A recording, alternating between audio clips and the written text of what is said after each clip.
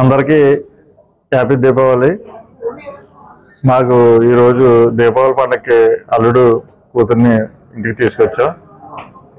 వాళ్ళకి అంటే స్పెసిఫిక్ చెప్పాలంటే మా అల్లుడికి నాన్ వెజ్ అంటే ఇష్టం.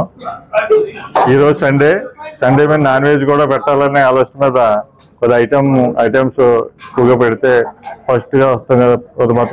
మొదటగా అల్లుడు వచ్చారు కాబట్టి మనం సర్ప్రైజ్ చేయాలనే ఉద్దేశంలో మా అమ్మాయి కూడా తెలియదు 200 అబౌవ్ ఐటమ్స్ తోటి ఓన్లీ నాన్ వెజ్ తక్కువగా పెట్టి నాన్ వెజ్ ఎక్కువ ఐటమ్స్ పెట్టి అరేంజ్ చేసాం.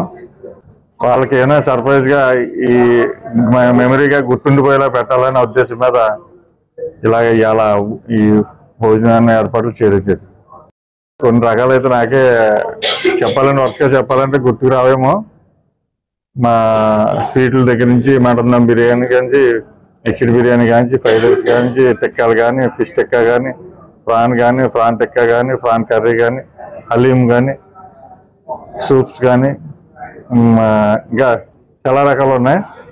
టిక్కాలు, మన మటన్ కబాబు ఇవన్నీ చేసి ఈరోజు అల్లుడికి కూతురికి సాధారణంగా రేపు దీపావళి కాబట్టి దీపావళి రోజు నాన్ వెజ్ తినాం అంటే ఈ రోజు పెట్టాం మేము.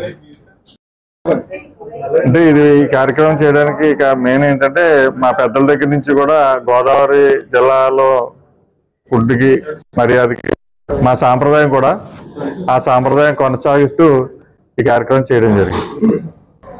గోదావరి జిల్లాలంటేనే ఆప్యాయతకి పెట్టింది పేరు. 200 రకాల వంటకాలతో వారి అల్లుడికి దీపావళి స్వాగతం చెబుతూ ఆతిథ్యం ఇవ్వడం అన్నది నిజంగా మా ఫ్యామిలీ అంతా, మా కుటుంబ సభ్యులంతా చాలా ఆనందపడుతున్నాం. ఎందుకంటే ఒక మంచి కుటుంబంలో నుంచి పాప మా ఇంటికి వస్తున్నందుకు చాలా సంతోషంగా ఉంది. అలాగే మా అబ్బాయి కూడా ఒక మంచి కుటుంబం నుంచి వారింట్లోకి అల్లుడికి వెళ్ళడం కూడా ఇద్దరికి ఉభయలకి కూడా చాలా ఆనందంగా ఉంది. ఈ సన్నివేశాన్ని పురస్కరించి నేను రాంబాబు గారికి, వారి కుటుంబ సభ్యులకి, వారి మిత్రులకి అందరికీ కూడా మనస్ఫూర్తిగా ధన్యవాదాలు తెలియజేస్తాను.